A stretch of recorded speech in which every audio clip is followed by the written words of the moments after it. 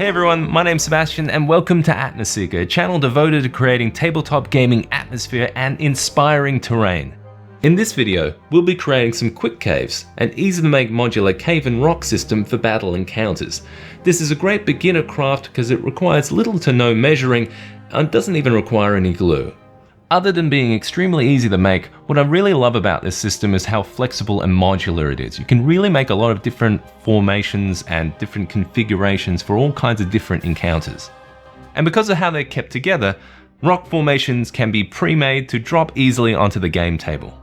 I also like that you can create some great verticality with this system. It's really good at adding some extra height to existing structures or terrain or scatter that you might have.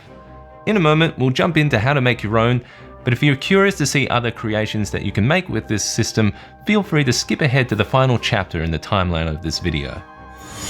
The core of this craft is a whole bunch of black or grey EVA foam. The thoughts here is that it's easy to work with, slightly elastic and flexible, and takes paint well. Here I have a piece that measures about 1.5 inches wide and then about 3 inches long. But over the build, I end up cutting the foam into a variety of different lengths and sizes. Then it's just about using scissors to make angled cuts and nicks to give it a rock-like appearance. I also trim a bit around the under edge to try and hide that textured side that this foam tends to have.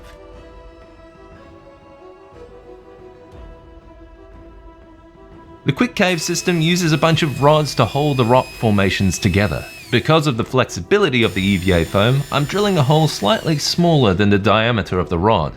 That way, it's a firm hold when assembling. The distance between the holes is about 2 inches. To keep that consistent, I lined up additional rocks and drilled through an already drilled piece. Be careful here not to drill your fingers. If you don't want to use a drill, a wooden skewer could also be used to pierce the foam. I just like the clean cut of using the drill. Here I have a few different sizes created to assemble my caves. Some singles, doubles and triples, keeping in mind to have the distance between the holes consistent. As you'll see later in the video, I make rocks in all different sizes and lengths. Because of the porous appearance of the foam, it already has some rock-like texture to it. Here I'm just lightly brushing on some tan matte acrylic paint to accentuate that texture and some of the edges cut into the foam. For larger, flat surfaces of the foam, I'm using a wide brush to brush in a singular direction to simulate a slate or shale-like appearance. Being so simple to make, it's very easy to get a lot created in a short time. Now we have all the building blocks we need to create some really interesting cave formations.